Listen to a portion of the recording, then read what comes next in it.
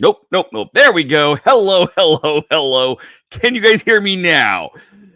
I hope so. Even in the green room, give me a thumbs up. So, there we go. Because I switched my microphone quite literally as we were in the middle of doing things. Welcome, everybody. Where is that? Turn this thing off because I hate doing it behind a mask. There we go. Welcome. I'm not Christian Basel, but that does not mean the chaos is any less. Welcome to a very special episode of The Legend of the Traveling TARDIS, hosted by myself, Dave Chapman of TheRatHole.ca. As we tend to do when we're doing games. So what are we doing this time but games? Specifically, Magic the Gathering. So back at the beginning of the summer, we had Gavin Verhey from Wizards of the Coast on the show. And we talked a little bit about the upcoming Doctor Who Universes Beyond set. Well, it comes out in a couple of days. So now we can talk even more about it. But before I bring up Gavin, let's take a look at the rest of the team we've got here. Starting with Candyman Mark. Hey guys, how you doing? Yeah, I love Magic Gathering. Been playing it since a long time ago. Loving it. And I play white and green deck. Excellent. And from Cosmic Mask Magazine, editor extraordinaire Nick Smith. How you doing, Nick? I'm doing great. Last time we talked about Magic, Dave, you put together a really good article about it for Cosmic Mask, and we're putting that together right now. People will be able to read it for free soon. I am in sunny Fort Walton Beach, Florida today, and that's awesome. Yeah. I will It's very take your quiet word. here. Actually, I don't have a lot to say about Fort Walton Beach right now, but we do have an awesome local comic book store, TBS, and I'm hoping that they will pull in all this magic goodness very soon. You could probably ask them. Meanwhile, we've got Kevo. What's up? What's up? What's up? What's up? Super excited. Yeah, let's gather some magic. I'm excited. I'm probably the most novice of all the people here, but I'm excited to learn specifically through something that I love so much, like Doctor Who. So, absolutely. And of course, we have the ever-loving sidekick, Melanie Dean. Hi, Melanie. Sidekick. Hello. You're a sidekick. Hi, everybody. I'm going to fight Kevo for novice because I played long ago and I haven't played in a long time since then. So some of it I remember, some of it I don't. But same thing with him. This is a really good way of getting me back into it. I know that they had just released a Lord of the Rings Dealy deck, which I was kind of looking at that going, ooh, and now this one's probably going to really get me into starting to buy some cards and start playing. Ooh, I think that, Gavin, you're gonna say, isn't that part of the point? Try and bring in all of these Doctor Who fans into Magic the Gathering? Yeah, that, and also introduce, of course, Magic fans to Doctor Who. Hey, everybody, I'm Gavin Verhey, principal game designer on Magic. Longtime Doctor Who fan. I've slept on the sidewalk to get into San Diego Comic-Con panel more times than I care to count, and lover of all things Doctor Who. Excellent. Well, we're thrilled that you were able to come back. I'm glad to be here. And the set comes out in just a few days. October 13th it releases. I cannot wait. It's the many, many years in the making, so please come check it out. So much squee going on right now. It's like, yee. So why don't we kind of back up just a little bit for anyone who's new?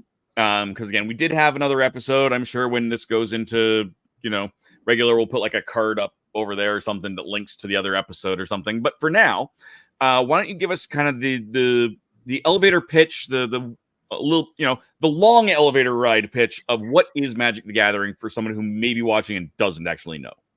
Yeah, totally. So Magic the Gathering is a card game. It's the first trading card game of its kind. And, basically I think of it as a strategy game. It's like chess where you bring your own pieces, right? And there's cards from many, many, many years. The game's been around for 30 years, but we are coming out with new cards all the time. You can come and check out. And that's part of my job is to come up with what the new cards are and what they're going to do. And something we started doing a couple of years ago are these collaborations with other franchises. And so we did one with the Lord of the Rings. We've done one with games like Warhammer 40,000. And the newest coming out this weekend is Doctor Who, which is huge for me as a gigantic fan. And kind of you build a deck of, in this case, 100 cards. You play against other people. And the great thing about Commander, which is the format these decks are, is more about having fun and smiling and telling stories than it is trying to smash your opponents. I mean, yes, there's a winner at the end, but just playing, you're going to have a good time. And what I always tell people about these decks in particular, kind of the mantra we use inside the design team is build your own episode. And a lot of the times we would play a game, and at the end it felt like we watched our own zany episode of Doctor Who. Right? Like our first game of this project we ever played, it was like Rose Tyler was going to get converted into a Cyberman, and then the seventh Doctor riding a dinosaur came to come save her. There's a really cool moment of like, yeah, that could be an episode. Why couldn't that be an episode? Yeah. Why not? You have to live it out in the game. And every time you play a game, it's different. Excellent. Wow. And you kind of, we might as well just kind of slide into that a little bit because we were talking before we went in the air about sagas. So you've really brought that storytelling element into this really extremely, right? Yeah, so I mean, of course, there's all kinds of cards after characters that you're going to recognize. You have cards for all the Doctors, for example, 1 through 13, plus the War Doctor and Fugitive Doctor, which is perfect. We've got a lot of companions there, we've stuff, all the classics. But one thing that, of course, as huge Doctor Who fans that I love, and even if you do not play the game, you'll appreciate these. Is these saga cards up on the screen. They kind of represent a specific story. So like the card is called in this case, The Parting of the Ways. And then the card effects tell the story of the episode, The Parting of the Ways. And it has this incredible artwork that kind of summarizes the episode in a way or helps hint at what's going on in the episode. And I absolutely love it. And every Doctor gets a saga. There's a fan favorite episode of theirs. And then the villains get some fun sagas as well on cards like Blink or Death in Heaven. So, making sure that no matter what era of the show you've enjoyed, there's an episode you will probably recognize on a card. which is absolutely incredible. I've only just been able to kind of get flipping through. I know some of this was announced at San Diego, and it's kind of, you've been dropping stuff for the last few months, and it's really neat to be able to go back and see some of the stuff that was added in, or revealed. It's not even added in. You added them in ages ago. Totally. Yeah, and I mean, and now, you know, for anyone watching this right now, all the cards are available. You can check them all out on our website in our card image gallery. So they all look like, and there's, you know, each deck is 100 cards. So we've got tons and tons and tons of cards, and we really tried our best to bring all 60 years of Doctor Who into one place. And it's a very special set. And you can see characters you don't get to see all the time, right? You go all the way back to Ian Chesterton and Barbara, all the way back in the very beginning, right? You go into people like Perry, who we've seen for a while too, right? You get characters that have just been like in the old Doctor runs. You get early companions. You get story moments. You get references to weird episodes you love. You get a new look at the Monoptera. Actually, this is a fun one. If you can bring up the card here in a second, Reston Monoptera Leader. Some of you might remember these guys from really early on, the first Doctor's run. They looked like people walking in suits that were supposed to be moth people. Well, one cool thing about rendering the cards now in an art form is we got to, you know, Doctor was very scrappy in the early days. We got to kind of render it at its full potential, right? What it looked like now. And if you know what those, what the Monoptera looked like all the way back in the day, seeing what they look like now on this card, which will be up here in a second. Which set are they? I'm hunting.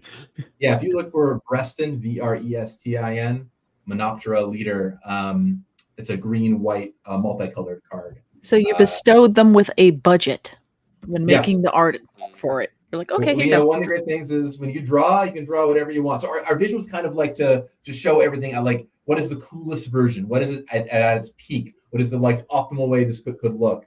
And we wanted to stay close to the vision, of course, but it was awesome to be able to really bring some of these characters that, you know, once again, were very scrappy back in the day, totally to life. And the Monoptera in particular were okay, so it's not like you re-envisioned anything. You kind of maybe elevated it a little bit. Exactly. Yeah. Like the Daleks still look like Daleks, you know? Even if to some people they are very goofy, although we all know they're extremely scary.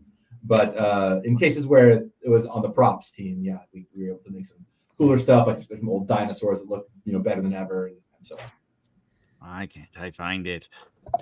I get to go through all of the everything, so it's sorry. Okay, so as a novice person, as he's looking, I saw that there's 4 decks that you can buy, and each one's 100 cards. Are they randomized, or is like every you're getting the 100 of the same card in that one particular deck? Exactly. If you buy a deck, you're gonna get 100 of the same card each time, or not the same card. Sorry, that'd be silly. 100 different cards that are you'll always get in that experience, basically. Okay. And the way that we divvied it up is a way that a lot of us does Doctor Who fans identify ourselves. There, it's all by era of the show. So what's up on the screen right now is the Blast from the Past deck, which covers the first 8 Doctors. So if you're a fan of the classic run of the show, awesome. This is the deck for you. Then we've got the Paradox Power deck right here on the screen, which is the newest run of the show. So this is the 12th and 13th Doctors. We've got the Timey-Wimey deck, which is, I guess we've got Master here on the screen, but we've also got Timey-Wimey, which is right there, perfect, which is the 9th, 10th, and 11th Doctors. And then we've got the Masters of Evil deck, which focuses, of course, on the villains all throughout the show's era. So if you love the villains, there's that deck for you. But then no matter what other era you fit into, you're like, oh, if you started watching with the 6th Doctor, if you love the 10th Doctor, if you love Jodie, like there's a deck you can buy that speaks to you and the era of Doctor Who that you love. And I think that is what it is. Oh, there it is. There's Risse. Oh. So there's what our, you know, Monoptera totally leveled up to full art power in 2023. You all can go Google what Monoptera looked like in Doctor Who in the 1960s, 1970s if you're curious. I can imagine. Right. Yes. Epic. Lots of bubble wrap. I'm kidding. Quite a bit different. Yes, it looks like a human in an insect suit in the show, which, you know, once again, that's what they had at the time, right? But exactly. It was cool. But here it's a humanoid moth, which totally amazing. Right. Really, really neat. So it was fun to get to bring that. There you go. Look at those guys. Oh, bless him. Looks like something from Venture Brothers. Right? Really trying their best. I love it. No, I love what you took, and you're like, okay, this is clearly what they were going for. They were doing something a little bit more. Okay, they're going for scary. They're trying to go something a little bit more alien. Yeah, you took it and you ran with it. You elevated. You really truly did. Yeah, it was really fun to get to work on that, and also working with the BBC was super fun because we'd be like, "Hey, hello, we want to do Monoptera," and they're like, "A Monoptera? Like, when was the last time anyone wanted to do Monoptera?" Right? So getting to do some of that was a good time as well. I didn't even think about that because then you're changing something out, and the BBC was approved it. They approved the fact that you changed it up a little bit. It was really cool. I mean, this was an amazing collaboration with the BBC, and it was awesome to get to run everything through them. Right? Like, I'll give a great example. Here's a story I kind of love and might actually help some many people out there with a bit of Doctor Who lore that has been hotly debated. So we were going to make a card for the Weeping Angels. Okay, of course we needed a card for the Weeping Angels. Gotta have it. The problem is, so in Magic, there's a mechanic called flying. If you fly, you get flying. Makes sense. Do Weeping Angels fly? This was, I was like, okay, let's Google and let's start looking around. And it's a hotly debated fan topic. I don't know, maybe you've debated here on the show before, but you never really see them move. You never really see them fly. A lot of the times they're moving while you're blinking, so you don't actually see them move. But they've got these wings that could maybe fly around. They can maybe get up to high places. How do they get up to those high places, right? Like, are they flying? Are they not flying? And so there's a long debate on the design team about if they should fly or not. And eventually we're like, I don't know. They've got wings. They should probably fly. Let's go for it. And then when I showed up to the BBC, they're like, actually, the Weeping Angels cannot fly. The wings are purely decorative. Right? They just look like statues, even though they aren't. So it was super interesting to finally have that question answered, which was once again a hotly debated topic, and maybe among many Whovians out there. And to actually get to work with the BBC and be like, I've gone to the source. What these people tell me is the absolute word for what these characters can do. So that was really awesome. You heard it here first. And so there's and there they are, not all their glory. You notice they've got these huge wings, no flying, but it is a very the art in this is amazing too. Just like fantastic. We have created a lot of, I think, some of the coolest Doctor Who artwork that's ever been made of renditions out there, and there's some great stuff, really great stuff. Gav, and I love how many of them are dual color too, of all of the cards. Yeah. Yeah, I mean, we wanted to capture the cards the best way we could, and often that's in a TV show, a lot of things aren't just one color; they're two colors, right? And if you're out there, you're not familiar with what that means. It's basically in Magic there are 5 colors that kind of govern the game, and every card more or less is one of those 5 colors or more. And the way that the colors break down is that each have kind of like an ethos. So white is like about nice. It's like what? Yeah. Maybe we'll call it like the good guys, but it's sort of really like unity and protection and soldiers and angels and community, that kind of thing. Blue is about like trickery and deception and air and cunning and intellect and a vow in the mind above all things. Black is ambition and death and zombies and necromancy. Red is about like fire and emotion and impulse and rage. And green is about growth and trees and nature and things like that. And so again, to figure out what Magic characters or what Doctor Who characters would correspond to each of those in the game of Magic was quite cool. And it's one of the ones I noticed just because it's kind of, or maybe is relevant. We've got to, hey, did I solo myself? How did I solo myself? That's not work. Whoops. Somehow hit the wrong button. I was trying to do, I want this tab. No. Curses. Okay, so you have a toy maker. There's a toy maker's trap card. That's right. Yes. So which is interesting for right now. Toy maker. Yeah, so one of the cool things about the villain deck in particular is it draws on all 60 years of Doctor Who. Right? It's got villains from all across, and of course, I wanted to have your fair share of newer villains. So you've got your Weeping Angels, you've got Missy, you've got the Master, all that stuff. I wanted to have some retro villains. So we've got stuff like the Veil Yard, for example, shows up. But I wanted a couple at least like really obscure picks, and I grabbed the Celestial Toy Maker as one of my options, and put it here on the Toy Maker's trap. It's a real throwback to that super early, I think, second Doctor story, the Celestial Toy Maker. Oh, first so Doctor. Far. First Doctor, I think.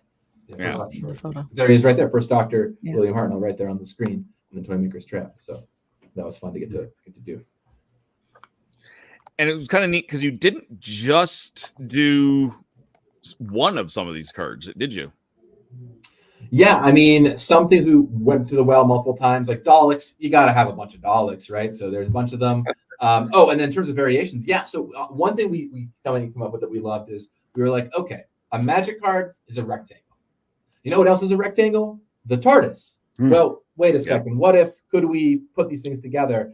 And so there's alternate versions of the cards you can get that are in this what we call the TARDIS frame right here, where it's like you get the TARDIS is around the frame of the card. It looks like you're in the TARDIS, and you get alternate art for the characters. The alternate art is done kind of like a comic booky style, and many of which are actually Doctor Who artists, like Karen Hallian, for example, who's been doing Doctor Who related stuff for a long time. We got to do pieces for this set, which I think is fantastic.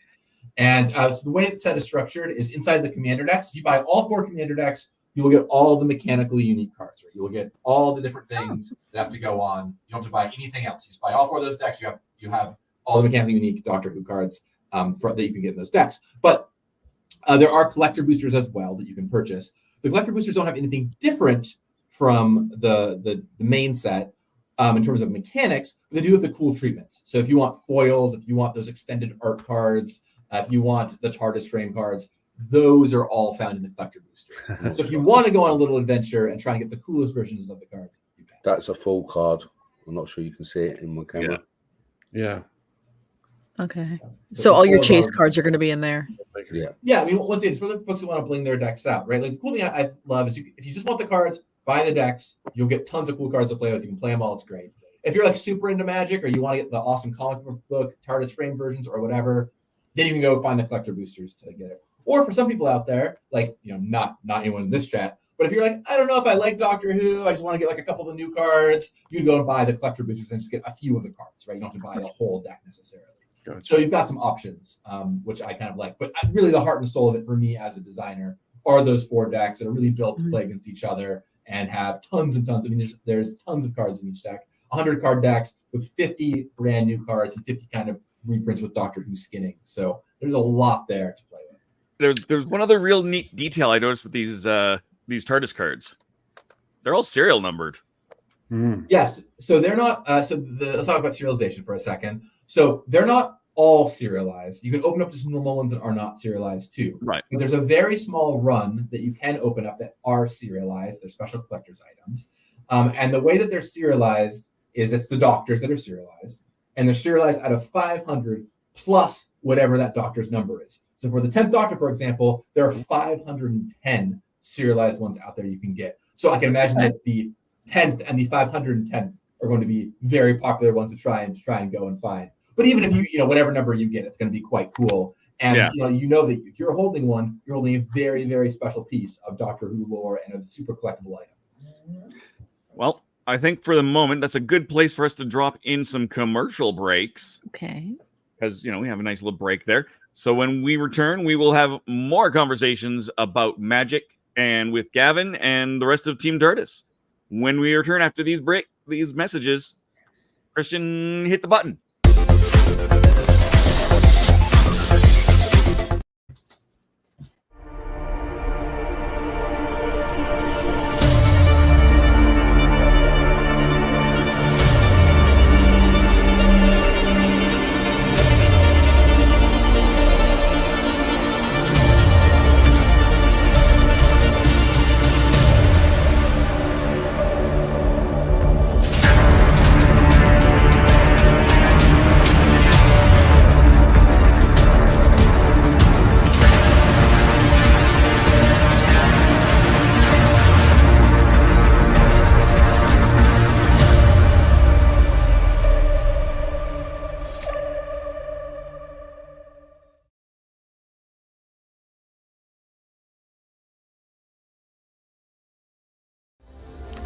We are a touring acoustic duo crashing kitchens around the country. We go from house to house every Friday night and we create music, we create food, a good time, we stream it live and we do it for free. So now we're just really kind of like trying to develop it and build a community group that people believe in, then they'll help us.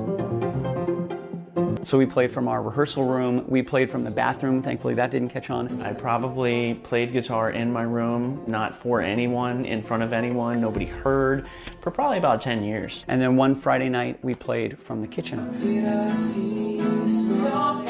It's the main place people want to be. It's where the food is, it's where the drink is, it's where the best lighting is. You can go to any party and I guarantee you, the kitchen is going to be popping.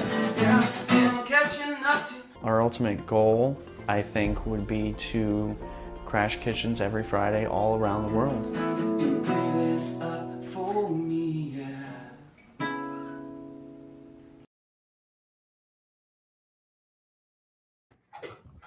Give me the TARDIS. Now, give me the TARDIS. Now, give it here. Down it, demon. Power of Christ compels you to give me that damn TARDIS. All right.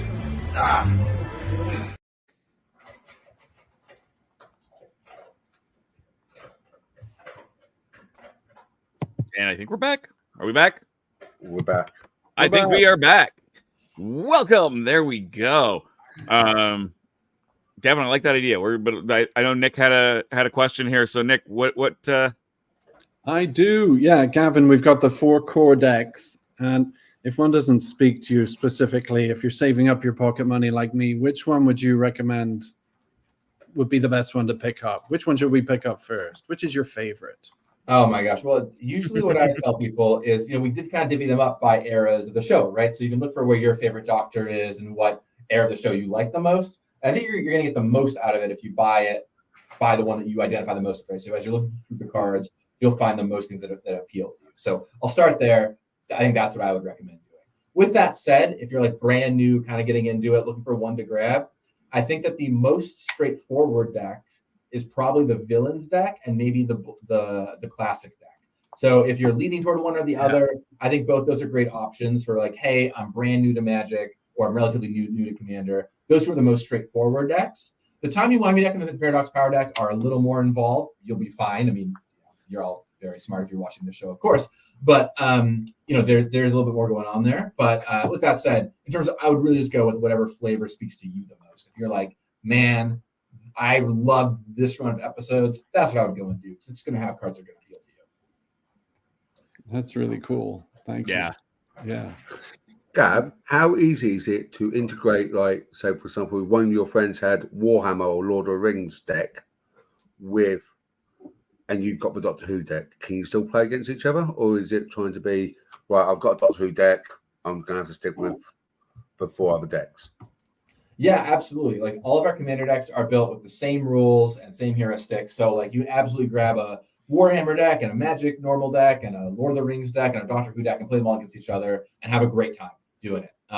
Absolutely. Love it. I will say that, when we release decks all at once, like we're doing right now with these 4 Doctor Who decks, we test them all against each other pretty like a lot, basically. And so they're really well balanced against each other as 4 pre-constructed decks. But of course, if you want to mix and match, like they'll still be relatively balanced. And the great thing about Commander and what the format these decks are is they're 4-player multiplayer. So there's also always a bit of like politics and a bit of like, okay, well, this person's ahead, let's all gang up on them. So even if one deck is quote unquote stronger than the others, the table politics help balance it out really nicely, because if one of you gets way ahead early, well, hey, the other 3 players are going to try and beat up on you. So there's a good self-regulation mechanism in the Commander format you're playing.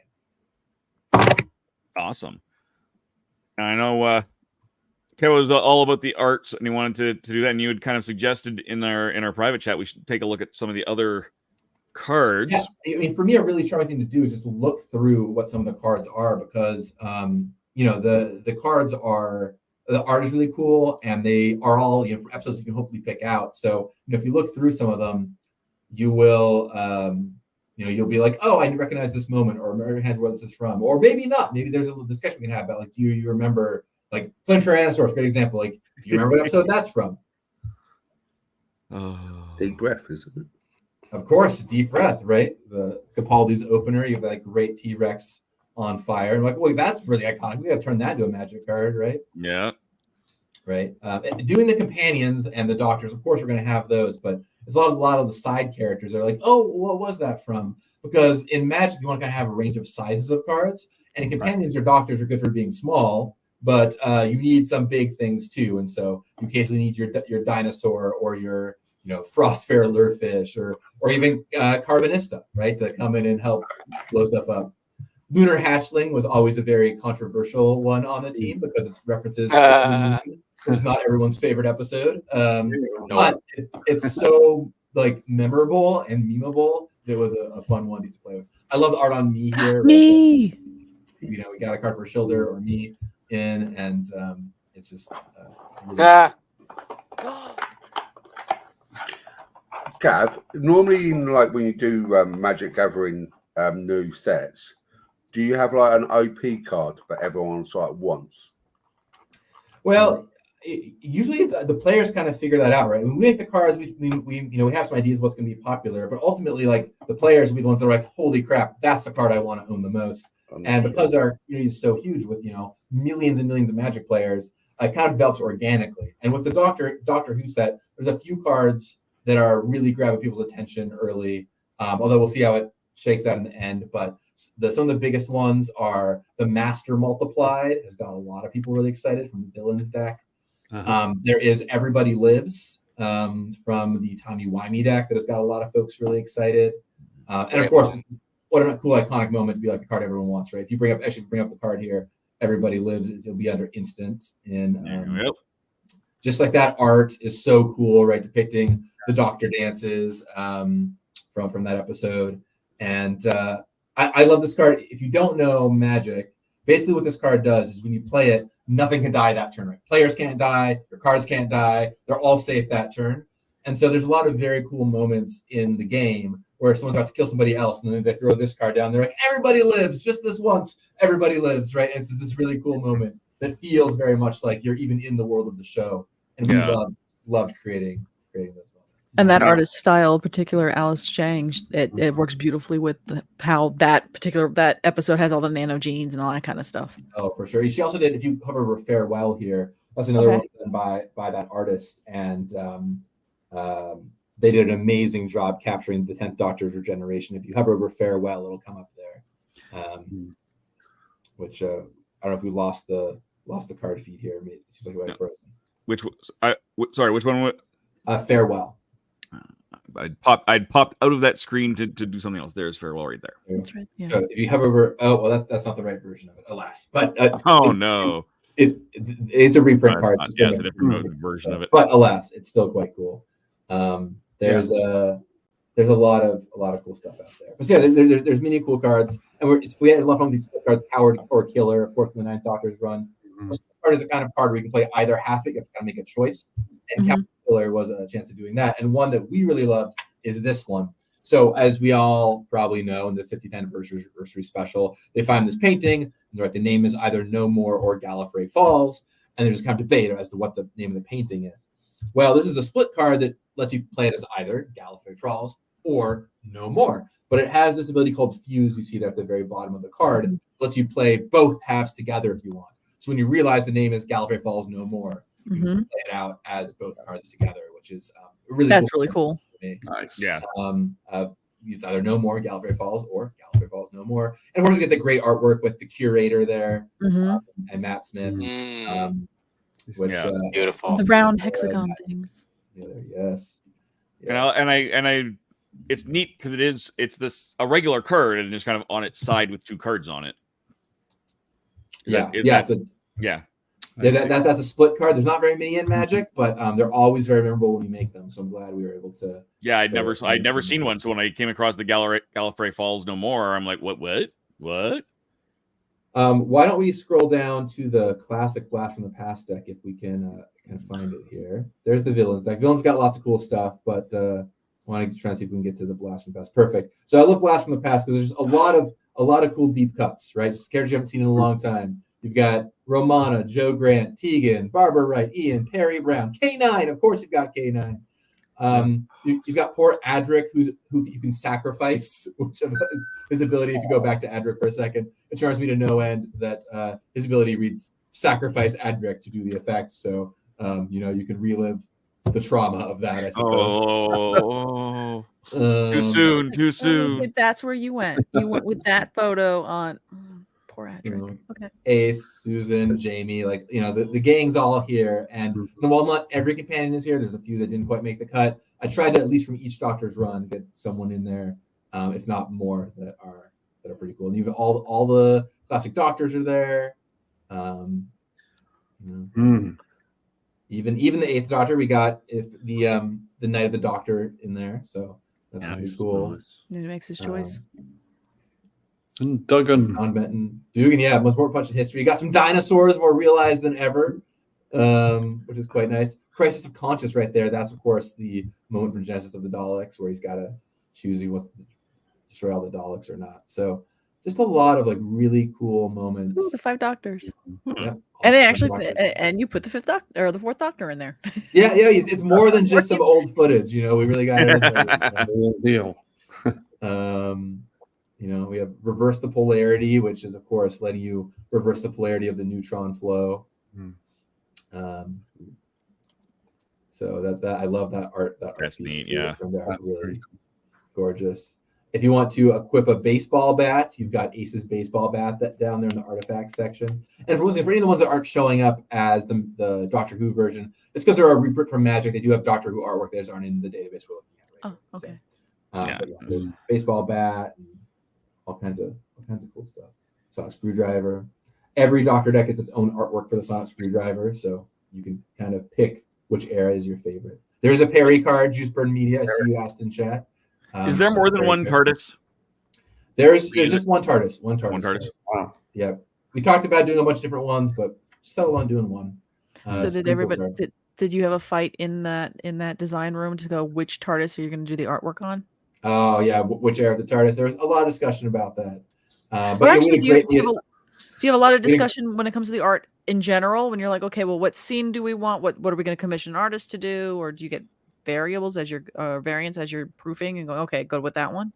We've got a great creative team, and I really trust them on a lot of this stuff. But you know, in this case, Lauren Bond, our person who did a lot of the art commissions and so on, we worked together to kind of figure out what moments we wanted.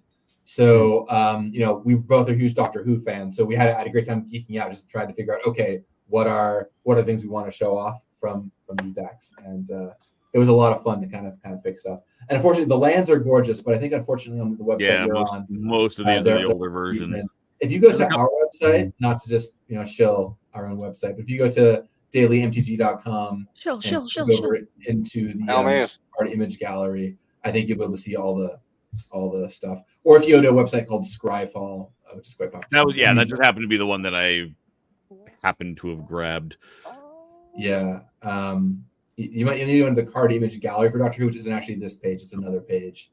Which you'll have to flip back to, scroll down a little bit. Maybe view cards, that's what you want. View cards? View cards. Look at that. And then if you scroll down, they'll just slowly auto-populate. Yeah. Agree to the cookies. Yeah. Agree to them. They're delicious. Golly. So many memories here. There's a Megon Bash to Another Universe. So lots of cool stuff. You're seeing like they're showing off all the different versions here. So it's great to more than one version. Some that have an extended art treatment, some special foils. But the art alone on these cards I think is fantastic. So Gavin, this was years in development. What last minute changes did you do? What were a few of the last things that you were like, oh, I just need to fix this before it goes out? My gosh. Well, there's so many. And as we started to learn, more about, because, as we're making the set, like the flux wasn't even out yet, right? We hadn't seen all the flux art. So there's definitely a lot of we're watching the episodes every week. Being like, all right, well, should this go on a card? Should this go on a card? Right. And Return to Dust, that's a heartbreaking one. That's Adric's star, right? If you all remember that from after he died, and the credits scroll over his star. Heartbreaking. So that, and then we do have plans. I can't say what they are yet, but we do have some plans for the 14th and 15th Doctors. So stay tuned for what those are. We didn't want to leave them out. We couldn't get them into this product because they haven't aired on television yet, but we do have a fun plan for them. So would that be a booster type deal, or you can't say? Yeah, you'll just have to wait and see what those are. but we did not want to leave them out. And it was fun to revisit some old characters too. Cool. Dave, can you bring up any creature card, and then Gav can explain what a card looks like and what everything does on a certain card. Can we make it look bigger? Oh, give me bigger. Of course not. Agree to your cookies. All right, that's got Sarah Jane there. We'll just leave it right there. Well, yeah, sure. If you look at Sarah Jane Smith, here's a good example. So in the top right-hand corner, now I've lost Sarah Jane. Now I've lost it again. Which is not the first time Sarah Jane's been lost, I'm sure, but unfortunately. I'll start describing it maybe. We'll stick with that. Okay. Here we go. All right, Adric, everyone's favorite child. So in the top right-hand corner is how much it costs to play. That's his mana cost. Basically, the more symbols up there, the more numbers up there, the more expensive it is, and the more later in the game it comes out. So Adric shows up relatively early. In the text box, you've got a bunch of abilities. I want to explain how they all work. One of the cool ones, though, is all of the companions have the Doctor's Companion ability. So you get to play a Doctor's Companion and a Doctor as your commander. And the way that commander works is kind of you get to have two commanders in this case, and they kind of lead your deck. You always have them every game you play. So you can kind of build your deck around your commander. So in this case, you can pair Adric with any Doctor you choose.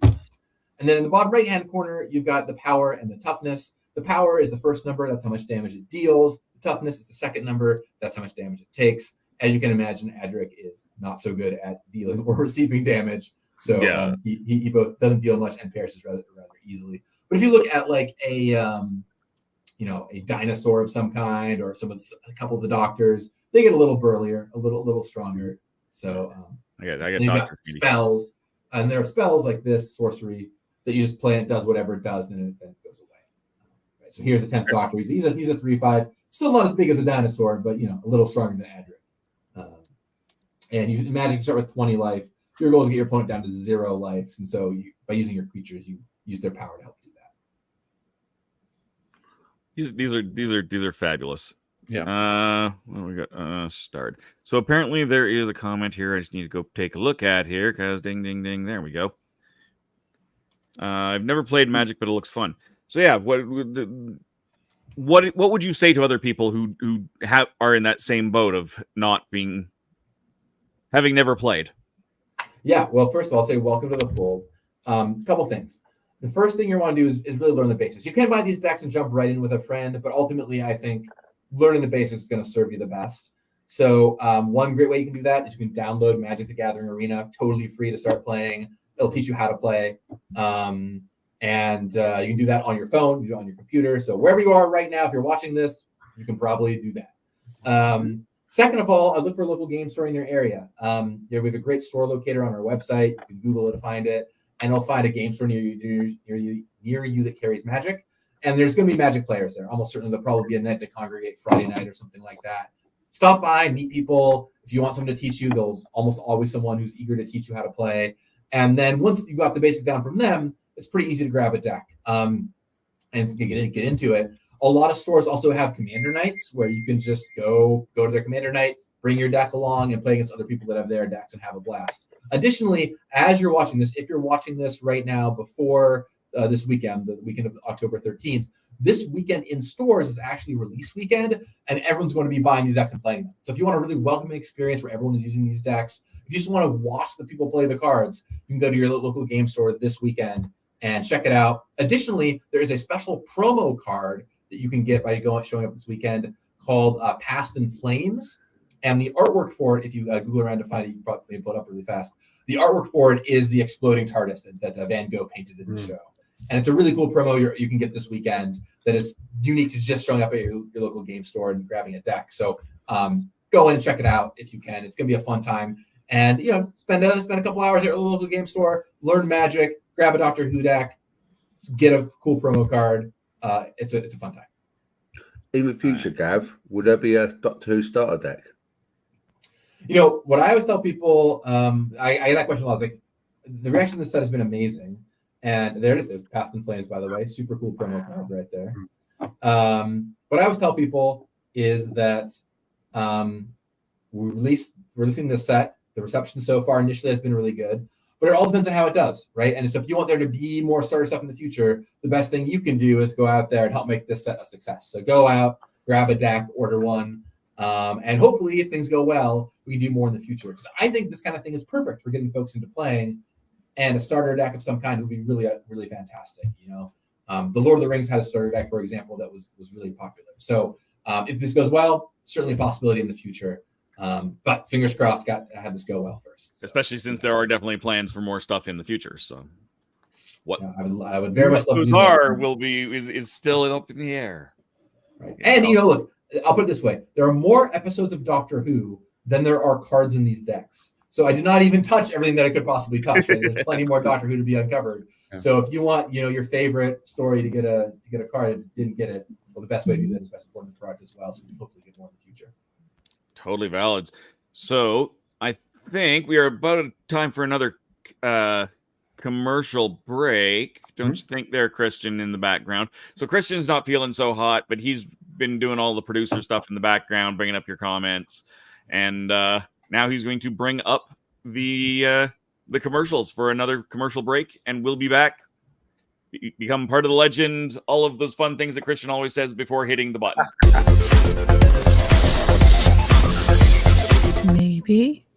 Maybe. I don't know, because it doesn't... You have more options than ever before when choosing a film, a television or internet series, a book to curl up with, or even a radio show or podcast. Get to know the people who are creating for you. The Hangin' With Web Show, hosted by award-winning author and journalist G.W. Pomacher, is the internet's fastest-growing web talk show series. The Hangin' With Web Show features professional, yet casual, in-depth interviews with creative arts and entertainment pros. Meet the people behind a digital revolution in creating more quality content than ever before in the history of media. Find the Hangin' With Web Show on YouTube, Facebook, or Twitter, or simply go to www.hanginwithshow.com. That's www.hanginwithshow.com.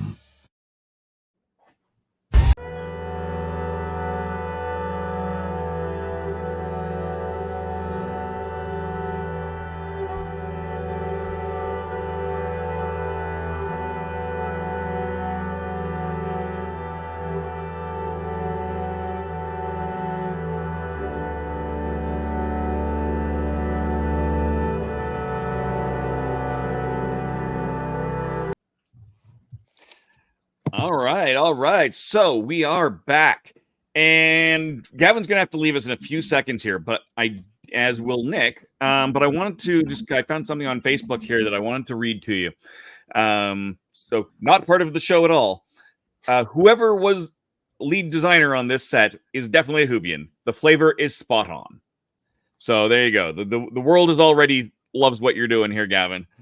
Thanks so much. It's been amazing. I've been following it so closely as we've been showing off cards over the past week and a half, and the community reaction has been incredible, absolutely amazing. And I just fingers crossed it keeps carrying through, right? So go check it out. Grab a deck if you're interested. Tell your friends and have fun. You know, it's a game that's meant to be fun, and I think these decks are a blast. You really get to do the process of making your own episode every time you play, and I think that's wonderful. Just one more question, Gav, before you go. Are you going to be getting counter dices in the decks? So in the decks, we have a couple of things. We don't have a dice, but we do have kind of a spinning wheel that can track your life total. And the part of the reason for that is in Commander, you actually go up to 40 instead of 20, and a 40-sided dice is not really a thing. So we have a cool little wheel that's double-sided you get to spin. We also have counters that you can punch out and actually use inside of the deck. So you'll get some fun counters and a way to track your life inside every deck, which is pretty cool. Plus a deck box and a little insert, some other stuff as well. We didn't even talk today. We're out of time, but we didn't even talk today. Yep. Let's get these 10 oversized plane chase cards too. Play with that are gorgeous. So yeah, until next time. Yeah, and I can show those after you've had a chance to go, because we do have a couple of them queued up here. But Gavin, give us all of everywhere we can find not just Magic, but you, because you do some stuff on your own as well. So give us where is everything, Gavin? Absolutely. Well, the easiest one is you can find me at my name anywhere. Gavin Verhey, Twitter, Instagram, the internet, TikTok, wherever you are, MySpace, Friendster, wherever you are, you'll find me at my name. And then I also have a YouTube show called Good Morning Magic, where 3 days a week I post videos talking about the design of magic. I've been including some Doctor Who stuff. I got a few videos on that up right now. So go over, check it out, and see what I've got to offer there. It's a real blast. So come and do that. Amazing. Gavin, thank you again for taking some time with us. I'm going to shoot you an email after the show here as well, but a couple of things. But other than that, I seriously thank you for your time. I'm sorry we got to go in a little bit late, and I know you're on a tight schedule. So no, absolutely. Thank you all so much for having me. I'm sorry I'm a few minutes late. It was mostly on my internet for anyone out there listening. No worries. It's fine folks' fault. And I will talk with you all soon, and have fun out there in the multiverse. It's a great time. Let's do this when you have whatever the next thing is. Let it, hopefully we'll do this again. We'll find time. Let's make it happen. All right. All right. Meanwhile, cheers. All right. Enjoy the rest of your night. You too. Nick. Thank you, Gavin. Yeah, Gavin. Nick, I know you have to go as well here real quick, but what do we have a date for the new Cosmic Mask yet? I just saw the rough layout. Very exciting, and we're just trying to get it out ASAP, especially with your big magic article in there. So close to the magic release date of October 13th. Excellent. We're also tying it in with the anniversary of some show, which isn't until next month. Some show. Yeah. Some show. Turning 60. I don't know. Some show with some air dates to be determined. Maybe you've heard of it. Yeah, was it the Thunderbirds? Was it Thunderbirds? Yeah, I think so. Yeah, but soon it shall be out. Yes, but thank you, Nick. Always a pleasure to have you on. You're welcome. Enjoy your party. Bye, bye, everybody. Bye. We'll probably keep the party kind of short, but yeah. Thank you again, Nick. We'll see you soon. You're welcome. Take care, everybody. So, and I know Melon, you've got a bit of just a little bit time. Well, I was just gonna make the comment of I like when he said people can't have a 40-sided dice, and I just saw Dave automatically go like looking for it because he's got at least like 7 of them. I mean, so I don't actually have a 40. I got a bunch of them. stuff here, but I don't have. I've got some giant 20s. I've got a 16 in here. Do they make I a don't 40? even have 100 in that box, that? but yeah, I don't think I actually have a 40, and I honestly don't know that I've seen a 40-sided dice. To be perfectly honest, what higher numbers do they go to? Like 50, maybe 100? Random. You can get hundreds for sure. I think I saw 50. You at a convention, and they had 100 dice. Oh, yeah. It was huge, but yeah, the golf ball sized or more. Yeah, you can get the little tiny. You can get a D40. Yeah, huh? You can get a D40. You can get it. Oh, Kevo already on the internet. Kevo's got it. Kevo's got it. I'll send another chat. Yeah. I'll send it to both chats just in case. There we go. Yay. And we'll take a look. See, we have 20s. Crazy. There we go. Risen 20s. I have a lot of Risen 20s. I have a ton of 20s. Yeah, I got a ton as well. Oh. What I've been doing is I've been buying a ton of the 20s, and then I'll put a grommet in it, and then I make it as the for tea infusers because I make a lot of tea infusers, so I'll put that on there.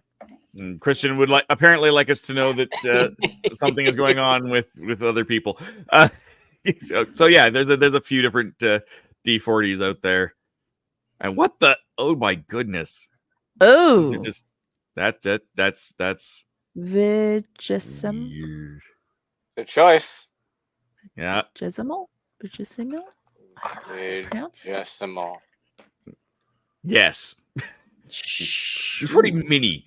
I'm terrified what a mini might be. Because I was just thinking that the D40 sphere, it just almost seems like it's too roundy.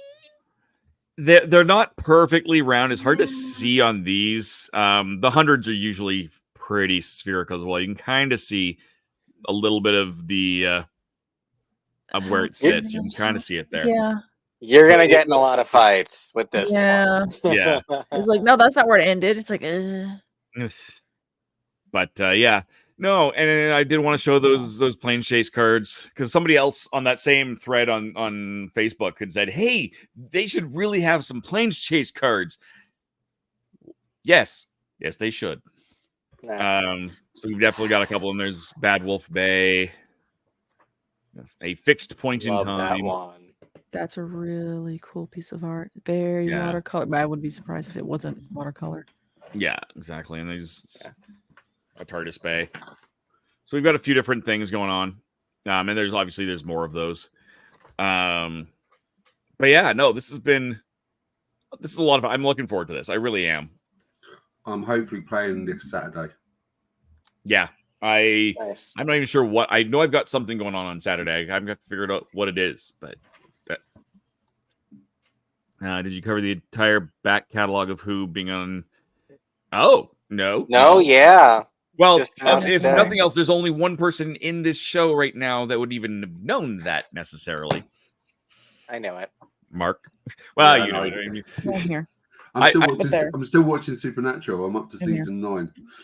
You still fair enough. I almost convinced my husband to start One Piece with me. Almost, until he accidentally, because he had the remote and he clicks on it and it goes to episode. It's a second season and he saw 90 something episodes. He's like, "Wait, no, we're not getting into this." No, I was like, "We're so close." I was so close. They ruin Yeah. everything.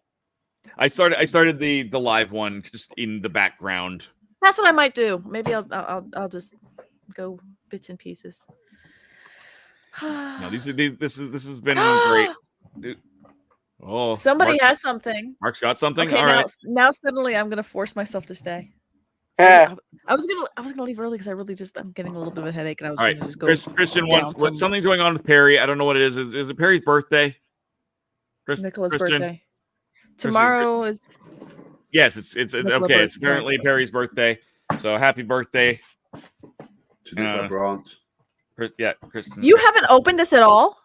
No, I was going to wait until last Tuesday for the foodie one. Oh yeah, issues. And he had like issues. meetings A 2.5 problems. hour episode, whatever. So many people. Also, my mother. So. Yeah, I know. Oh, let's get into this. See what She's getting less doctor's appointments, which is nice. But that's good. Okay, so what this gentleman is opening is, as you may know him, because if you're familiar with the show, if you're not familiar with the show, at one point eons ago, I had mentioned I hadn't had Smarties, and then I mentioned some other type of candy I think I never had, and that this bloke sends me 10-15 kilos of candy. And I had to go through it on I had a tasting of all of it. So then naturally I turn around and send him a bunch of American sweets. So then I go to London and he hands me a gigantic bag of every Easter candy, Cadbury, or not Cadbury. Perry's orange. Everything orange. Everything orange. Thankfully, I love orange, but like Kevin, kind of like my husband doesn't kind of likes it. My friend's like, no, I hate it. So like, I'm still eating this because a lot of it doesn't expire till December. So I've just been judiciously going through it. Still love the toffee crunch versions, by the way. So now payback time. He's getting a box, but it's not candy. It's everything ranch flavored I could find that wasn't liquid that I could ship. Wow. Because apparently in the UK, or ranch is not a thing. In the US, ranch flavored everything, we do it up. Jalapeno ranch. Jalapeno ranch. Wow. Yeah, we've only there's only one thing I think I've seen in the UK was a ranch salad dressing. And that's typical. And that's it. Yeah. That was it. And I don't think it's even But no, corn nut. What? Uh-huh. What? Okay, Never first of had all, corn nuts. You've never had corn nuts, first of all. I'm No. assuming. Oh yeah, you would go online and see if you can find any of the commercials back in, I think it was the late 90s, early 2000s, and what their jingle was. Right. Thank you, Melanie. Just wait. Nice. He's got the packets. I found a spicy ranch packet at Publix after. Oh, I did send it. Yeah, I did find it. Good. I couldn't remember if I put it in there or not. That's it. Spicy. Doesn't get more American. Just 5 minutes. Just 5. Just Homestyle 5. ranch. I told you anything that said ranch on it, I was getting it, and it had to be in pattern form. And the bad thing was, I was going through, and all the people at Publix are just always nice and kind. And they're like, "Are you looking for something in particular?" And I went, "Well, you see, I have a friend that needs ranch flavored things, so I need ranch anything you can find that's not liquid." And I had 2 people go help. Because they were thought it was fun. It was their own like little scavenger hunt. They're like, "Oh, really?" And I'm like, "Yeah, go." Like, sweet, these kids. We're starting to get buttermilk in now, but not much. See, that was the one thing one of them brought up to me, and they're like, "If you can't get ranch, they can't have buttermilk either, right?" And I'm like, "No, good choice." And I got the buttermilk. I'm like, this is it. This is how we got to do it. I had these when I was in the States. The dips. The dips. I love these. These are awesome. Ranch dips. I'm getting hungry for ranch. Ah! Pringles. Pringles. Ranch. Yep, that is one flavor we do not have. No ranch. Ranch. Apparently, Andrew Morris has a comment that says ranch flavored ice cream, sheesh. And yeah, that's a thing. I forget where it was. Somebody was, I think maybe it was Ben and Jerry. Somebody had made one. I would taste it, but I wouldn't want a whole bowl. Yeah, I wouldn't want a whole thing. I would taste it, be like, "Oh, this is interesting." We have these, but we don't have them in ranch flavor. Surprise, surprise. Nice. Oh yeah, the Rice Crisps. Rice Crisps I find very good if they have that type of plain Rice Crisps. No, or rice crackers or whatever you want to call them. Wow. I always like the caramel ones. Wawa has ranch mac and cheese, and it's magical. I have not had that, but I bet you I could. We had loads and loads of different flavors of kettle chips, but never ranch. Farmstead ranch. Farm stand ranch. So this isn't buttermilk ranch. This is a farm stand. I have no idea how you delineate the flavor. I have no idea. So what I think needs to happen here, Candyman, is every time you open one of those, it needs to be on camera. Okay. So and we can splice it all together, kind of like we did when we one of the 2 of us running around trying stuff around London. Yes. And see, that's the bad thing is there's so much more ranch things that I could have purchased, but they either A, were liquid in just liquid form or ranch or any other type of thing, or at least here, if you want ranch dressing, there's 2 different areas you buy ranch dressing. One, the regular salad dressing aisle that has no refrigeration, or in the produce section where it's all refrigerated, and that's another style where you'll just have another whole case of just ranch. Or you go to your ranch dealer. You go to your ranch dealer. Yeah. Well, which I've got. And you got a Smartie dealer. Can't wait for friendship. Yay! This isn't part of him being so generous as to give me, my husband, and my friend a nice London tour when we were over there. And this poor man had back issues and was in pain. And he was like, no, we're still doing this. We're still going.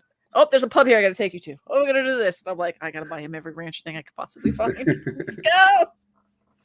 And Dave knows what I'm like as well, don't you, Dave? Yep. It was you are a wonderful tour guide. I cannot stress this enough. I will come visit anytime I humanly can.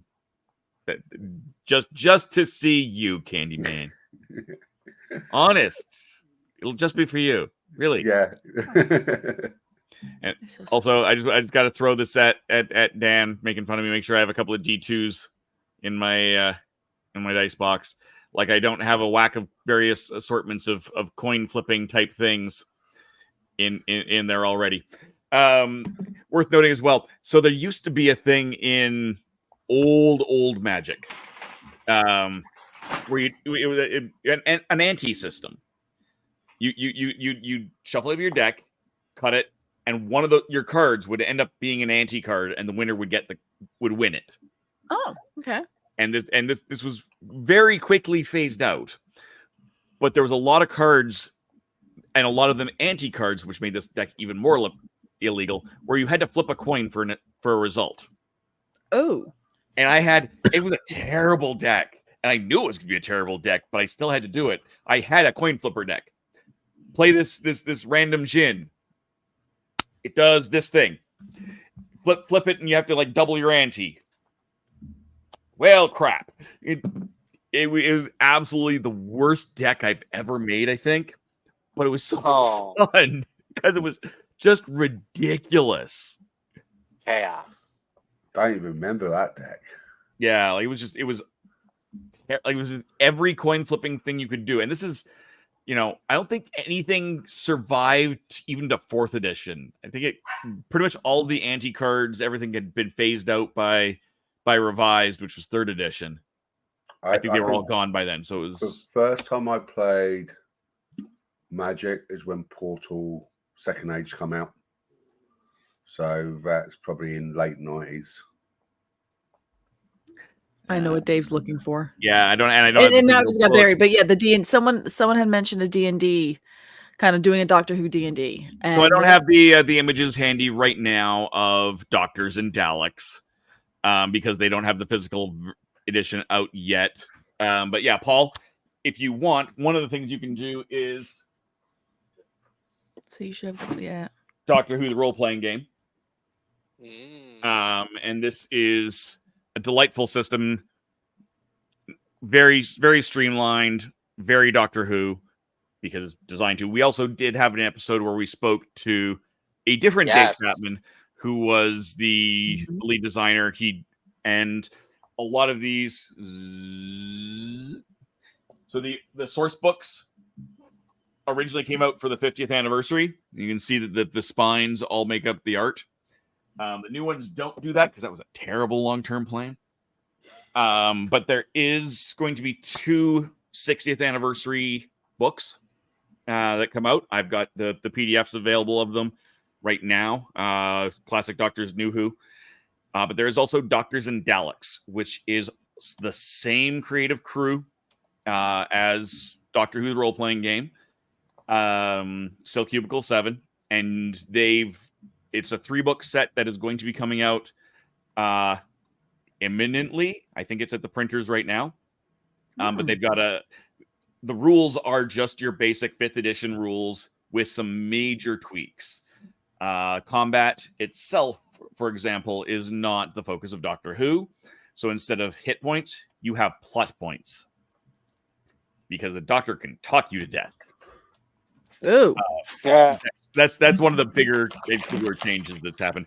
But they also use, because they are designed to kind of blend the two together. And these source books, I would give if someone wanted to walked into a classroom and said, "You have to do a book report, a report on a fictional character. Give me a biography on X character," and someone wanted to do the Doctor, I'd give them these books. They are better. They are some of the best resources on just the Doctor, whichever version you want, that probably exists full stop anywhere. Certainly that I've seen. Yeah, Doctors and Daleks is definitely a thing that's coming. I don't know if I will have physical editions in time for our yearly games episode, partly because we don't know when that's going to be. We are waiting eagerly for the BBC to tell us when they're going to have these specials so that we can schedule the rest of our year. Like, are you giving us like 6 hours? Are you going to give us like 3? Because someone said they were feature length, so like 2 hours. Are you going to give us 6 hours of 3 episodes in a night? Are you giving us one? No. Are you giving us I 3 days in a row? Heard on a rumor it might be weekly starting from the 11th, but this is just a rumor. Yep. So I'm not holding any weight to it, but one of the websites has said that that's what's going to be happening. Yeah, and that's kind of what we'd been assuming, give or take, with the start date, is that it was going to be a one a week thing. So we here at the Traveling TARDIS have been kind of scheduled loosely, very lightly in pencil sketching. That's how we were going to do that. Oh. I can't believe Christians did this. The Candy Ranch Man. Executive privilege. What are you trying? What do you got? Which one? I was going to warn you that those are really hard. They got crunch to them. Yeah, I've had corn before, but never called corn nuts. Yeah, corn nuts are kind of a little bit more on the hard, crunchy side. So personally, I'm not a fan of them, and I almost didn't get them for you because of my own proclivities. But I'm like, no, some people like corn nuts, and I didn't know if you had them over there. So I'm like, there's something different. Now the sad thing is, there's no way I could have done it, and it's out of menus right now. They're out of stores. But Taco Bell did have a Cool Ranch taco for a while, where the shell was the Cool Ranch Dorito, and that you make the little taco. Right now it's just regular Doritos Locos tacos, just a normal cheesy Dorito. They've done a couple of versions. And then they had a flaming hot Cool Ranch shell, and they also had the chip. I think was flaming hot Cool Ranch. I don't do hot anything, Doritos, but yes, what are you we will ranch anything. We will do anything here in the U.S. when it comes to food. We have no shame, and you know what? Let's do it. I know in Spain there are a couple of places which do this with jelly tots or like candies with corn nuts. Okay, and they go really nice together. So. Yeah, so like the jelly tops I sent over to you for little like gummies. Yeah. They mix that with those, and it's really nice. You get the salt flavour of corn nuts, and then you get the sweet stuff from the thing, which are really nice to have. But yeah, these are lovely. But every time I'm crunching on them, you probably can hear me over the microphone. They just are, like Melanie said, very, very hard. They're very hard. A corn nut is very, very hard. It's true. But I love it. Yeah. I'm gonna write in the private chat what the jingle used to be, and they stopped it. But yeah, so things that are coming up with the Legend of Traveling TARDIS. We are working on something special for next week. There is a chance that the show may end up getting bumped to a slightly different day in the next week or two. We'll let you know. But that we do have a special guest that we are trying to accommodate, and that is all we're going to say. Because it could just not happen at all. As I said, we will be doing something with the anniversary editions come November. We will also have, whenever those are not, my yearly pre-shopping season game episode, looking at some of the new tabletop game products of the year. Hopefully, I'll have at least a little bit of Magic. We'll see. But we've got that coming up. We are working on what I'm hoping that we'll be able to do some form of where to start with Doctor Who, a beginner's guide to Doctor Who leading into these anniversary episodes. Because I do have a special guest from out this way who was very interested in doing something with that. So we've got a lot of plans going on here to entertain all of you. Kev was always. Oh, there we go. Kev was always entertaining. We did one. Oh. We did one on X's for Show. It was a lot of fun. Yeah. Oh. Doctor Who is a lot of fun to talk about, and it's an exciting era where it's a really good starting point for a lot of people. So we made a list of a few episodes that we think might get people excited about the show. Yeah. And so is that episode for you? Because we have done them in the past as well, but are those are just generic? Here's to get excited about Doctor Who in general, or is it an anniversary prep? It is a list of episodes to tell if you might be interested. Like my personal list, each of the three of us hosts came up with, different ideas. My main list that we talked about predominantly, it's mostly premieres, but it's specific key ones that I felt like if you show these to people, they're from different enough points in the revival that I think they give a good sense, a broad sense of what Doctor Who is. And I think it shows you if Doctor Who is even really for you in the first place, because everything isn't for everyone. But yeah. Excellent. Well, we've got you all soloed up there and you're dancing. Where else can we find you, Kevo? Give us all of your everything. Well, X's for Show is the show that we do. We do a lot of different topics. What did we just do this past weekend? We did a game that we call bracketeering, where we put two different things up against each other and they fight. And sometimes it's really dumb stuff. Like one game we did was just a lot of our favorite shows. And the final showdown was between Batman the Animated Series and Modern Family. And Modern Family won. Sometimes they're legitimate questions like which one is better. And sometimes they're dumb questions like which would be a better prom theme. This past weekend's episode was we took variant castings of a lot of different Marvel characters. Like two of the original choices for Iron Man were Clive Owen or Sam Rockwell. And so we picked between those variants, and then we saw who came out on top at the very end. And it was John Krasinski as Captain America. Huh. Yeah, go figure. I could see. And then this Friday, for Friday, I gotta have to go back and watch that. Yeah, we're going to be doing a very special new segment that I love and I'm super excited about called Marathon Makers, where we're going to be coming up with different 24-hour marathons of Halloween programming, and then we'll present those. So tune in, super stoked. Excellent. I'm a terrible human being. I'm now changing it so that you are no longer. I'm not just subscribed, but now I have to ring the bell. Okay, notifies. Boom, this is the point of those notifications, people. Yeah. No, stuff gets down because I watch YouTube every freaking day.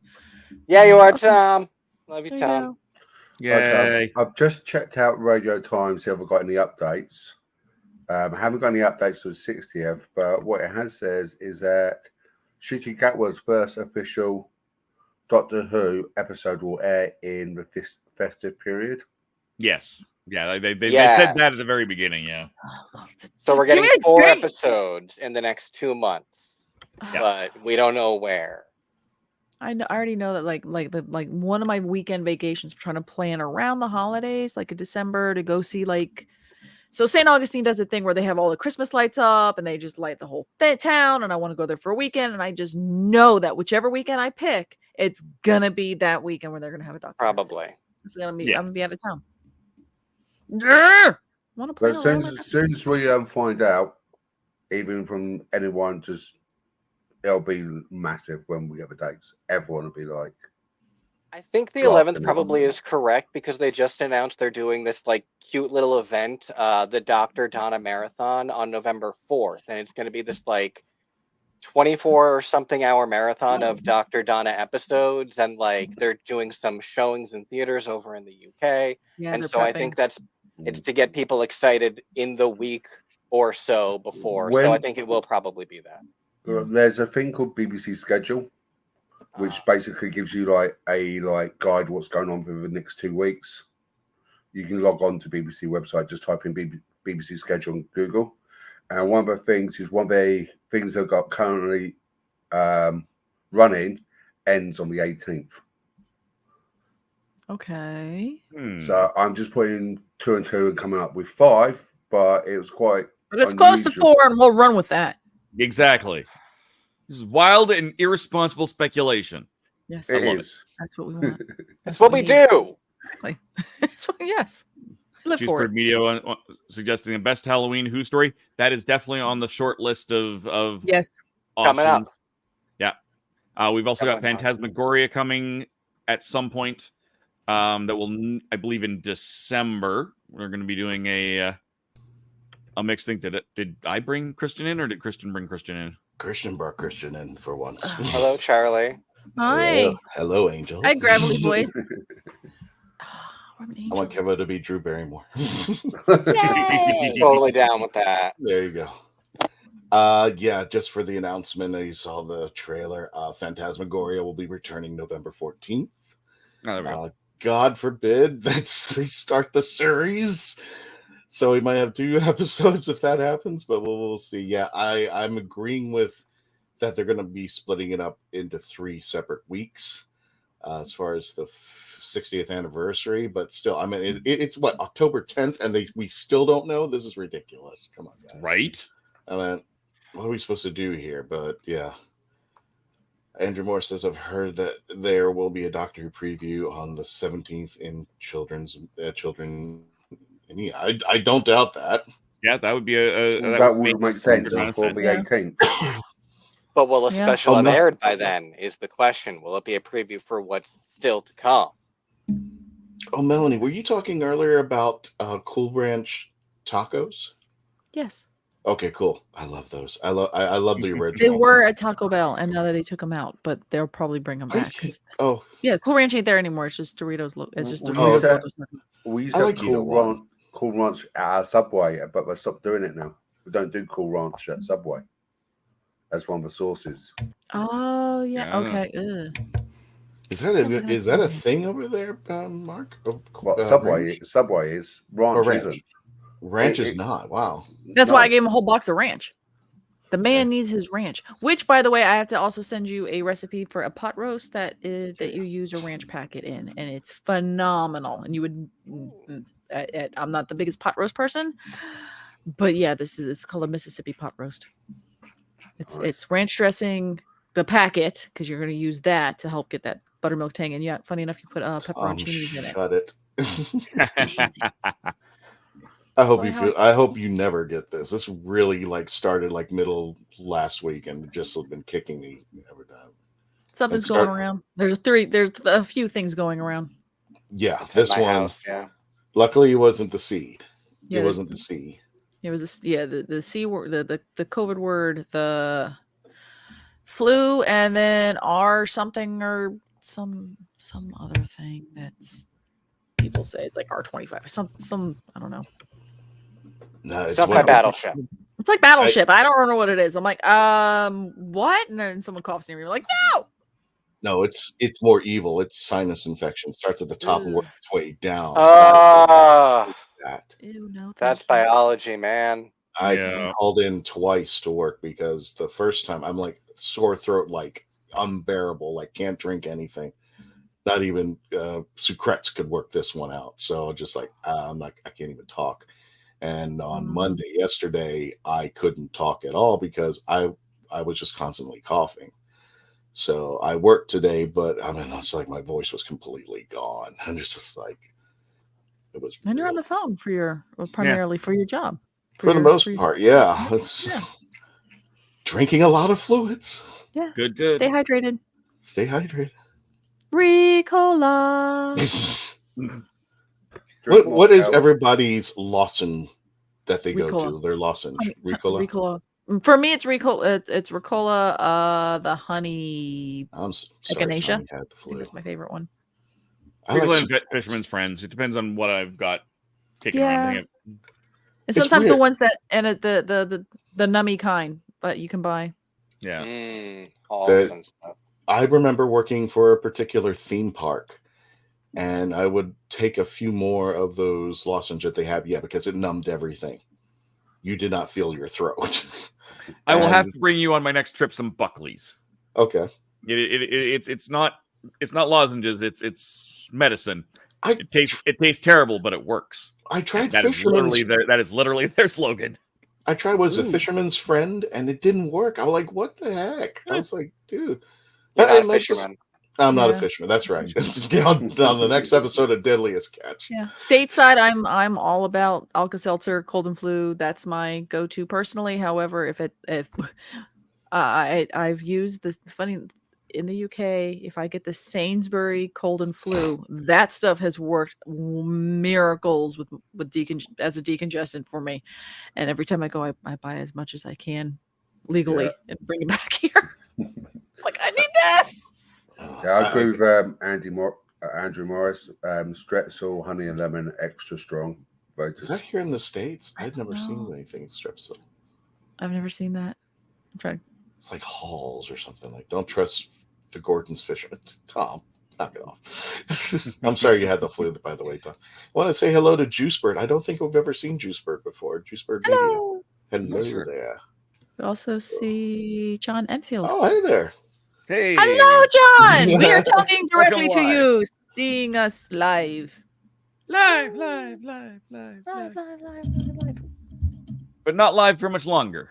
No, I really do have a headache. I need to get Yeah, some. you. I need to get Yeah, some Mel's gotta Excedrin go. I gotta go. It's getting kind of late for Ranch Man. Ah, So it's Have some more ranch. yes, I love Ludens. That was gonna be mine. Ooh, It's like candy. It probably is candy. It's probably not good for the you. cherry ones. Yeah. Yeah. Candy. Oh, my mom had those. They were so good. They were yes. Mark, aside from videoing yourself tasting all of these ranchy things, do you? I mean, hey, you and Mel could just get on and record your own thing, whatever. Wow, We've done that many You'll have like times. all of the open bags of chips. It'll be crazy. Sorry, crisps. Crisps. No, I said chips. Yeah, the crisps. Chips. So anyways, do you have anything else cool going on in the foreseeable future? Like I said, I'm probably hitting down my local comic shop to play Magic this weekend. And that's about it, really. Excellent. Melanie, where can we find you? Where are you going to be? Here. Wait, let me point. Okay, Pieces of Melee. Usually, I live on Instagram. I've been sending more stories there. A little birdie in our chat group said that the 7th Doctor is supposed to be in Orlando soon. Coming up. So I believe it's the 21st at Gods and Monsters. And so I'm going to start painting him as fast as I humanly can. So keep an eye on my Instagram. I'll probably do stuff. I'll probably paint live and just do that. If you want to see me paint the 7th Doctor and ask questions on color palettes and stuff, because sometimes I just look at things and go, I'm not sure. What do y'all think? And they're like, more people are like, oh no, I think that shade of blue works. I'm like, all right, cool. It's their fault. It's interactive. If it tucks, it's their fault. I guess if we can let the cat out of the bag on a little bit on there, because we were in talks with them. Yes, Gods and Monsters over on International Drive here in Orlando will be hosting Sylvester McCoy, and I've been told one other guest, but they have not revealed that information until it's confirmed. And he will be at Gods and Monsters doing a signing at 1 p.m. We are working with Daniel to bring Dalek Hal over there. Ooh. So, yay. Impromptu meetup, y'all. Impromptu. Yeah, I'm going regardless. I'm going. Whatever. Excuse me. Whatever. The last time he was in Orlando, he was at. Where was he? Was it Coliseum of Comics? Yes, that was a long time ago too. Oh, there we go. Then I got him to sign. There we go. So that's the. And he tends to put the 7 in there. He tends to put the 7 in Love there, no what, even though he's radagast here. So yeah, this was also a speed paint, believe it or not. I must admit, most of the Doctor Who signatures, they do put their number against their names. Yeah, Paul does that too. Yeah. Oh yeah, and just for giggles, I just wanted to say, because I wanted to make Juice happy. Yep, tomorrow is Nicola Bryant's birthday. So, yay! And there she is, the lovely. She doesn't age, ever. No, no, absolutely not. She will never age ever. October 21st. Go to Gods ampersand Monsters on Facebook. Excuse me. They have their Facebook page. They have it as an event, all that kind of stuff. So I think it's from 1 to 4. So keep an eye there. And Juice, I don't know if you're in the Orlando area, but if you are, yeah, it's off of International Drive. It's very tucked away if you've never been there. So your GPS might seem to deceive you, but it's tucked away next to a restaurant. You really have to look in there. But yeah, he's going to be there 1 o'clock, and I believe there is rumors that there will be a second individual, but I'm in contact with them. We're going to try to get Dalek Hal out there, and of course I'll definitely be out there regardless. So I got some real trouble, baby. Excellent. I'm on. Oh, okay, there you go. See you there. We're going to meet you, Juice. Okay. Yay. Cool. And then So or Taverners? What's the other one? Yeah. What's the other brand? Mark. Strepsils. Thank you. I couldn't remember. Strepsils and lockets, but lockets are more of a candy fan. Strepsils, but when you break into the lockets, they have like this liquid center. Ooh. Which is quite nice, especially for the menthol eucalyptus one. That's the other one. Bassett's cool, was another Juice. one that we I can love get here. Juice. I loved Halloween Horror Nights. Well, it's not my favorite Halloween. I love Halloween Horror Nights in general. And the TARDIS out there's like tons of pictures with the Traveling TARDIS over at Halloween Horror Nights. It's not my favorite one this year, but it's still good. And I don't think there's like a dud out there, but I was just like, I was really trying to figure out, I think it was Dr. Oddball or something, I forgot the name. You know how they have like Chase and Jack and the usher and the director. It's kind of like the icons. They had a new icon out there, and it was just like, they didn't talk much about him. And I felt bad. It was just like, oh, we're going to bring this icon out here, but there's nothing connecting to it. But Halloween Horror Nights never lets it down, so it's awesome. I'm going to dress as a fourth Doctor and give them out for Halloween. Oh, you're awesome. Heck yeah. Voice. Do it. And give them ranch packets. Go out there. That's only you. Buy all the ranch and just put it in bags. Ranch jelly on The kids will very love you. warm Floridian Halloweens, I've been buying I will buy cases of water, and I will buy them at Sam's Club, and I'll put them in a cooler, and I'll have that as an option. I'm like, you can have candy, everybody, or you can have a bottle of water, and you would not believe how many children go crazy for the water, even adults, even the adults, because they're like, oh, can I have water? I'm like, you can have water. Yes, you can. They're like, oh my God. Because it's just hot and they're just dying. Normally, and all the candies for you. That does not happen normally in October in England. Normally it's freezing. Yeah, it probably won't be this year, but the joke here is you have to make your Halloween costume over a snowsuit. Oh wow! Wait, how do you never know? It could be a cold snap, or it's you know. It is currently 20 degrees, so it's at least 10 degrees higher than normal right now at almost 6:00 p.m. Mountain Time. So, Dave, is that new money or old money? That's new money for us. Worked just 6 years in a row, but I got too old for. How do you get too old for Halloween Horror Nights? I to this day I will if I have to find I guess they're not Imagineers or something else, but I want a Doctor Who designers. Yeah, I want a Doctor Who haunted house. Make it happen. You can do Sally Sparrow's house with the Weeping Angels. You can do a Cyberman conversion chamber. You can get on a Dalek spaceship. My God, they could do it. Yeah. So we, I think this is you're the host. Yeah, I'm letting Christian do his thing. So we've got we've got Phantasmagoria coming up. We've got Sylvester McCoy. Hopefully, over at Gods and Monsters. We've got the anniversary coming. We got all this stuff here on the Legend of the Traveling TARDIS. So if you're not subscribed, please do subscribe. In about an hour and 15 minutes, I will be asleep. You'll be asleep, I'm sure. Be right back. Hang on 1 second. Sorry. Go ahead. No worries. I'm going to be over on my Twitch channel. And I've decided what I'm going to do is some Bah Humbug and or Pairs. And this is a cool Christmas game that's not actually going to be coming out. And it's got 13 different games in this box. And a lot of the games are also going to be compatible with stuff with Pairs. So I figured I would grab some of this and do some cross play between them. The art is absolutely adorable on these, so you can take a look. Join me in about an hour and 15 minutes over on my channel, twitch.tv/TheRatHole.ca. Other than that, make sure you I'm gonna be even more self-promotional and say my goal for December 22nd, I want to get 46 new subscribers on my YouTube channel. So for my 46th birthday, I want 46 new subscribers. Okay. October. Okay. Between now and December 22nd. So that's my I love you all. If you want more gaming stuff, do that. Some of these episodes with the Traveling TARDIS do go through over there. I do interviews of not Doctor Who stuff occasionally. The gaming stuff that I do on Twitch all goes up there. We've got a miniature painting series, including some Doctor Who stuff coming up over the course of the next month and a bit. I have to thank you for the reminder, Internet.